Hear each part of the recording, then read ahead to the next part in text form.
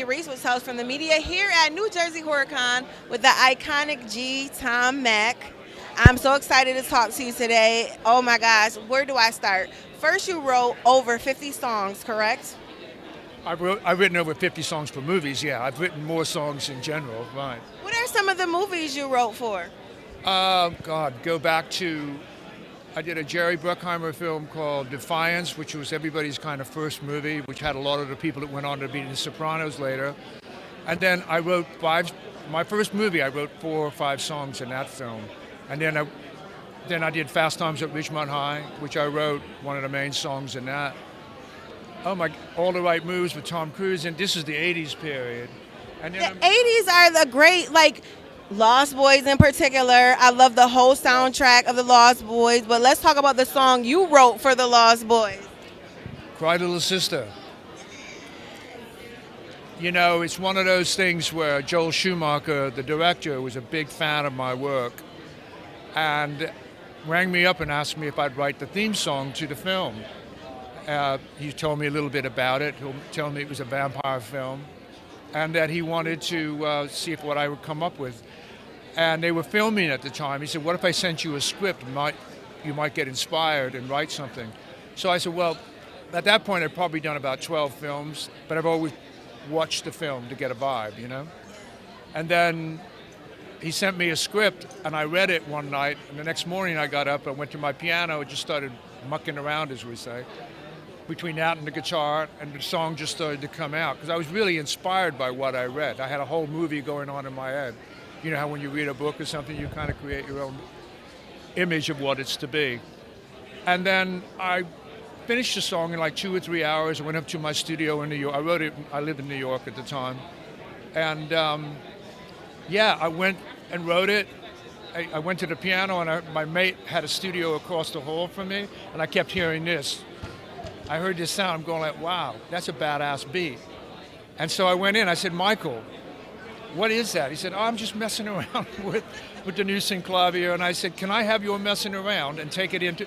So I took it, the vibe of what that was, and went in the studio, and into my little studio, and just started building the track. And then later on in the afternoon, I had finished up writing the melodic factors, and I got the idea about the choir and all of that stuff. Then that night I brought in 4 kids for the demo to sing the backing track. And I mixed it, sent it out to Joel, and about 3 days later he called me to say, wow, I can't believe you've not seen what I'm shooting, and this is absolutely the theme to the movie. Let's break down those lyrics. Cry little sister, thou Shall not fall.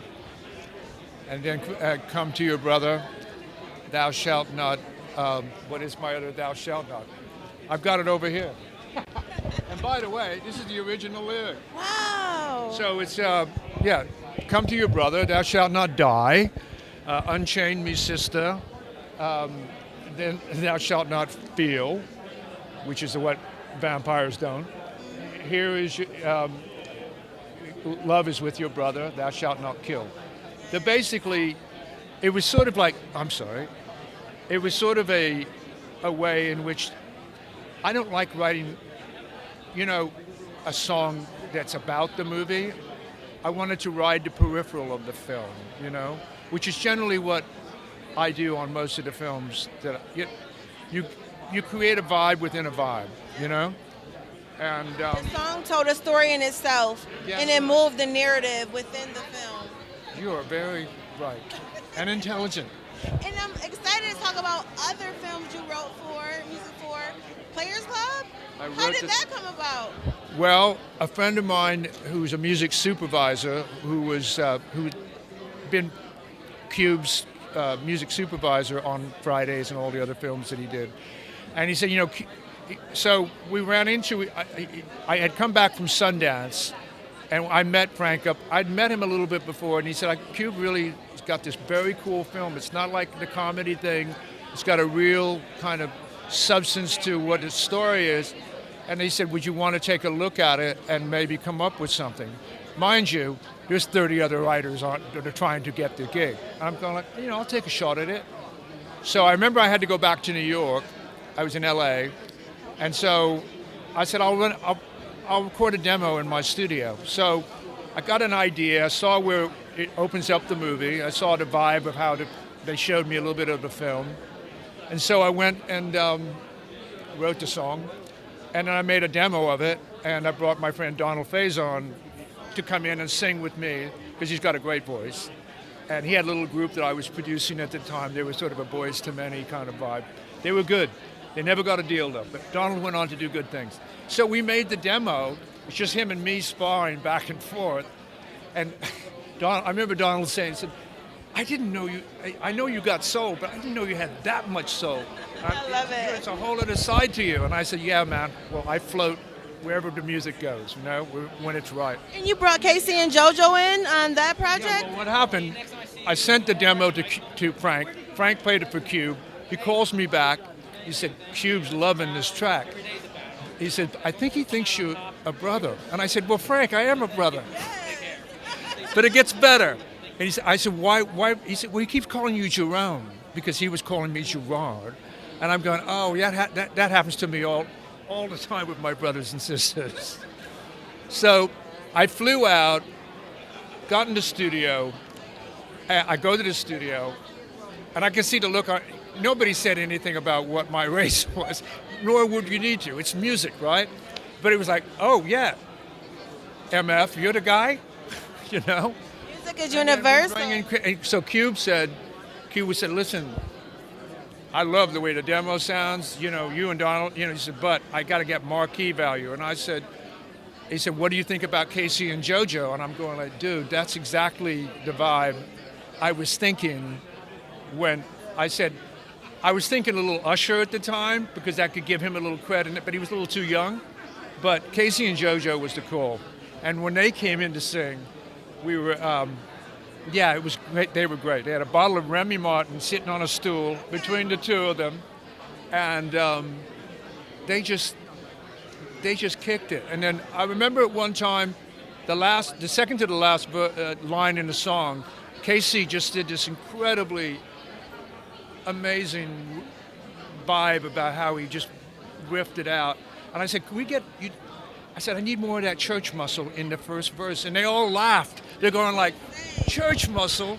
And they were great. They were just so, man. So, anyway, I can't say. So rumor has it that you have a Netflix special about your iconic life and career. Can you tell us about that? Well, I can. It just started, it came into play, actually started around the beginning, right before the pandemic happened.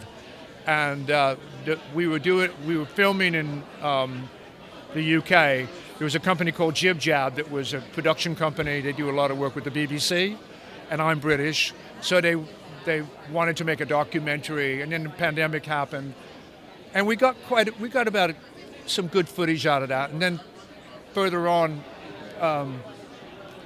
when things about the Christmas party before this last year, there was a woman named Mimi Blankson who was wonderful, and she said, you know, I do have a lot of songs in Netflix shows, you know, different ones, and she said, you know, your career is rich. She said, it's like you're one of the most famous, unfamous people I know.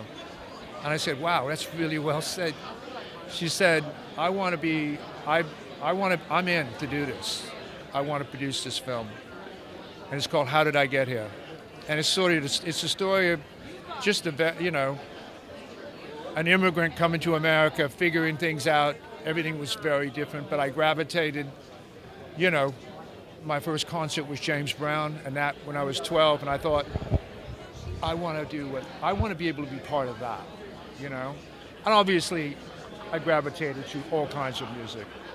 So it just went on in putting the documentary story together, which is ongoing, and we've gotten, you know, interviews with Sharon Stone, who I've worked with, Billy Bob Thornton, Shaquille O'Neal, who's a big fan of Cry Little Sister, on national television announced it. We have that clip as well. To be blessed by a sports figure of that magnitude, because it was like the halftime of the NBAs, right? And they're all sitting around talking about this, that, and the other, and they get into a whole thing about what's your favorite hotel in the world, or what's your favorite this, that restaurant, or whatever. And they ask not Cube, but Shaq, what's your favorite song of all time? I wasn't watching the NBAs at the time. My manager was there. And he said, my favorite song is Cry Little Sister by G. Tom Mack from the Lost Boys.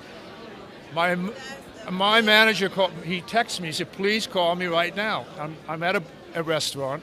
I said, what's up? And he said, you won't believe this, but Shaquille O'Neal just on national television just said his favorite song is your song. I said, It's iconic. I said, can you get the clip? He said, sure, I can get the clip. So it was one of those things where you knew when things get larger than life, And, it's music. It's sort of like, if you've got a soul to something, if you've got a soul, it doesn't matter what kind of music, It's like Beyonce doing her country thing. I think it's like, what a flip, and it's perfect. Everyone's talking about that lately. Like, for real. Lastly, I'll ask you, for those who aspire to be a film composer, what advice would you have for them? Dedicate to what you're passionate. There's no, sure it's going to be hard. It's not an easy road. I think you've just got to follow. Just hang with the right people. Hang with the people that are passionate as well as yourself. I mean, I could go down a road of just saying, well, you should do this. It's great. Get a good education of understanding music, but I didn't know a thing about how you technically wrote music out when I started. I learned later because I thought, if I'm going to do film music, I want to be able to understand how to write to all the stuff that's in here. I need to be able to orchestrate and understand and so it can translate, so I can write it out and what have you, for like film composing. But as far as songwriting, that just comes right out of here, You have to have the passion. Passion is the most important thing. That's the steak on the table. You can have all the vegetables you want, but that's the meat, passion. G, everybody. Thank you. Humanity, everybody. That's right.